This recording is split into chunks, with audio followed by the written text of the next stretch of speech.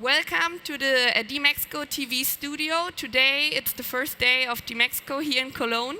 We are very happy to have here in the TV studio now Rob Tarkoff, Executive Vice President of Oracle Customer Experience Cloud and Oracle Data Cloud. Thank you. Rob, happy to have you here. Thank you. Great to be here. Thank you. Could you kindly explain a little bit who you are, what the Customer Experience Cloud and the Data Cloud is, and what you're doing at Oracle specifically?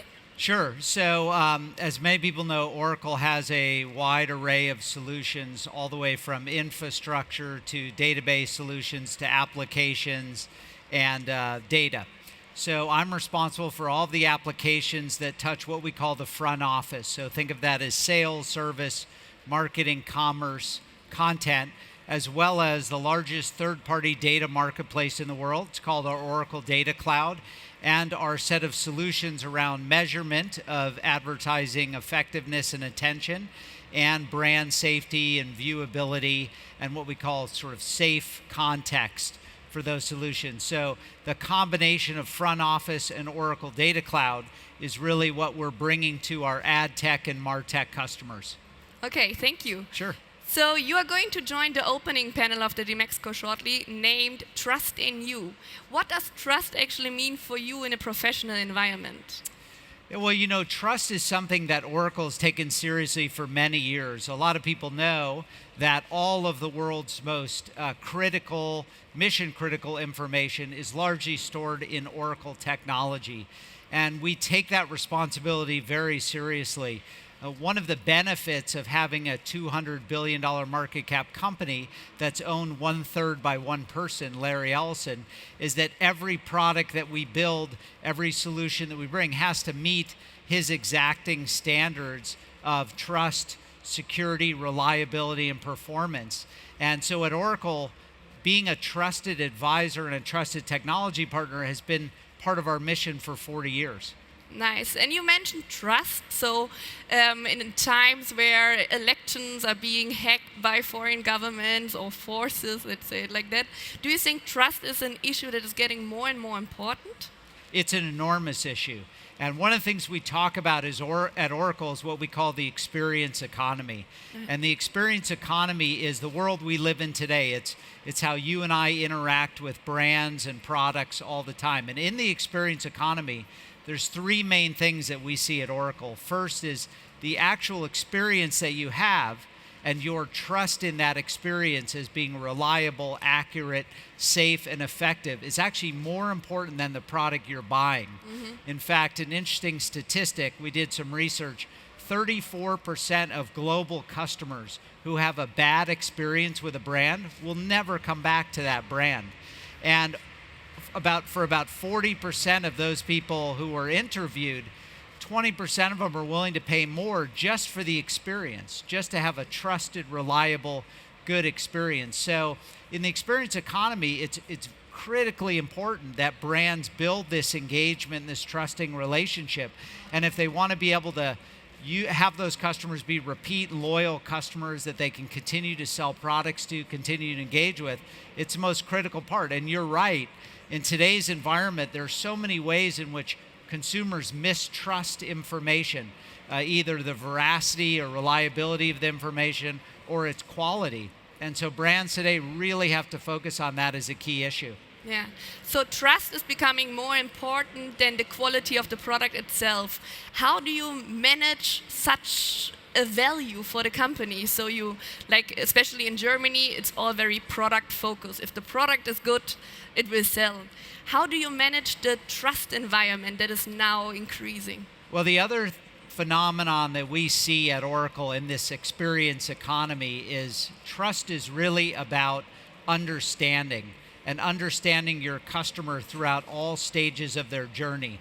So at the early stages, when you're running advertisements and they're clicking on ads or viewing ads, you don't know who they are. They're what we call an unknown customer.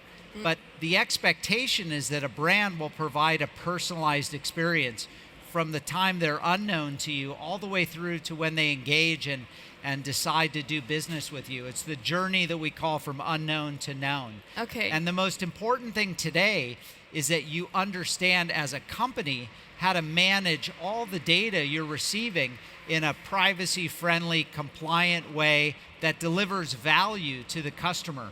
So we call that a customer intelligence platform, and it's something that Oracle is proud to provide to our customers. We're launching a next generation of this product at our Open World conference next week.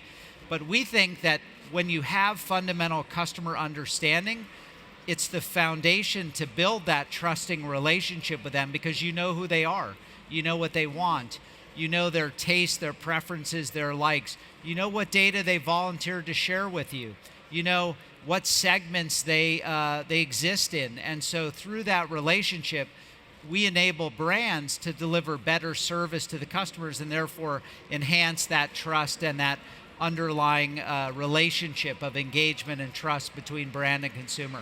Okay, so it's all about know your customer. Know your customer. It's about understanding them from the earliest point to when they've been a customer for 10, 15, 20 years. Okay, I saw a video from you from February 2019 where you also explained a little bit about the experience economy, and you mentioned that your daughter, she's using Lyft, so she's also expecting you to provide the same service in order to be able to check, okay, where is Dad? So do you now send her your live location every time you're going to pick her up? So actually, following that presentation, somebody sent me an application that they had built for parent tracking. But it's interesting, that concept of what I call the Uberization of delivery or location is something that we're building into all of our products as well. So one of the innovations we brought to field service. So think about the customer experience of dispatching a technician to deliver a part to you as a business owner, or to be able to come out and fix a particular product.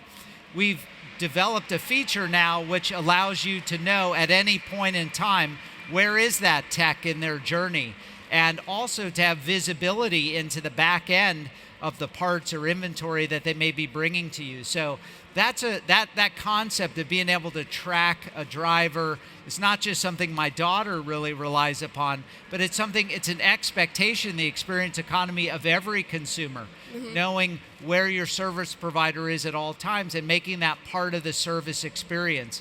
Again, we seem to care less about whether a technician is late if we know at all times where they are in their journey. So it's that visibility and transparency into the service you're providing. So in terms of deliveries, I understand, okay, it's very important in any kind of situation to know where your delivery or the person you're expecting is.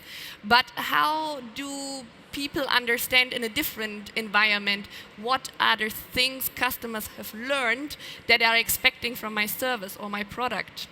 Well, the good news is that there's multiple signals that a brand can pick up today. So consumers are in applications, they're on your website, they're clicking on ads, they're calling your call center, they're engaging in surveys, all sorts of different points of information. We call this the digital body language, or the signals of a consumer. And it's not just somebody who's your customer, but it's prospects who would eventually become your customers. So the trick is, how does a company capture all these signals, normalize and verify that it's the same person, that you coming in through your mobile phone is the same person that attaches to your email address, to the person who signed in at the application. So again, it comes back to identity and having a robust identity capability to be able to understand the customer across that journey. So it's not that there isn't enough information out there, there's plenty of it. It's that brands today don't know how to capture and ingest and really clarify that all those signals are accurate and from the same person to present that next best offer to the consumer. So if brands can do that, they will give themselves the foundation to have a great relationship with customers. But capturing all of those signals, that's probably the main challenge. Also what we see with the companies we work with, like for me, sometimes it's like, okay, gathering data at any cost. At least everybody is trying to gather data, but do you think most companies can handle the data they collect, or is it more creating a data beast that nobody can handle? So a lot of brands have already created the data beast. The trick today is to understand how to tie that data that we're collecting to the applications that we use to connect with customers, whether that's email marketing, whether that's a service application, customer service application, or sales. If all that data is collected and locked up somewhere in the back office, it's useless to you. It's how do you turn that data into intelligence? That's why we call it a customer intelligence platform, and that's why we think having that end-to-end solution is key.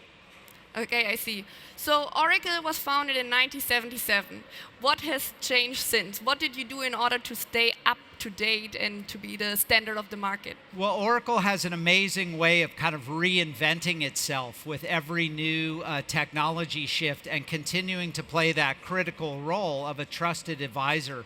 Across all those different technology trends, one thing has remained constant, and that is that the world needs a place to store and manage their information and to be able to rely on that throughout the generational shifts. And that's a role that Oracle has continued to play for 40 years. Okay, so it's not a legacy you're creating, it's more you go with the flow and Yes. You're the right partner at any stage, you could say. Yes. Okay, I understand. So you work with a lot of different companies at Oracle. And based on what you've seen, what are the main reasons why companies fail in digitization? Well, I think the main reason is that companies don't think long-term enough. One of the great things about working at a company where the founder still is such a big part of our mission is that we think long-term. And so a lot of companies that have tried digitization have spun up a series of short-term problems. You know, I'll implement a CRM, but I won't think about connecting that to the back office. Or implement email marketing, but I won't think about connecting that to my ad tech world. And so we think as companies think longer term, they're encouraged to think more end to end. How do I solve this problem? Not just by building a pretty application or something interesting on the front end, but how do I connect that to the back end, to delivering product, to providing service, to checking credit, all these things that a company needs to do. So I think the biggest mistake is short-term thinking and just trying to optimize around a small part of it as opposed to thinking about the entire solution for the long term.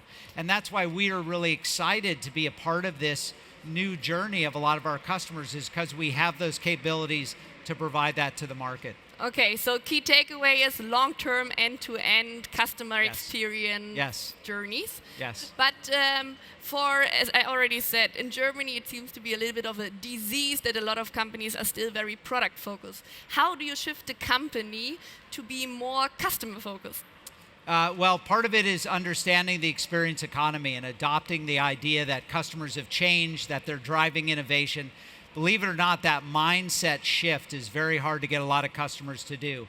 Once we're able to do that, then it's about, again, thinking long-term, end-to-end, and going on a journey with an advisor, a trusted advisor like Oracle or other companies, we prefer you work with us, to be able to really build out the solution for the future. So stop thinking about products, think about solutions, think about solving long-term structural problems in the company, and then get involved with a partner that's thinking long-term.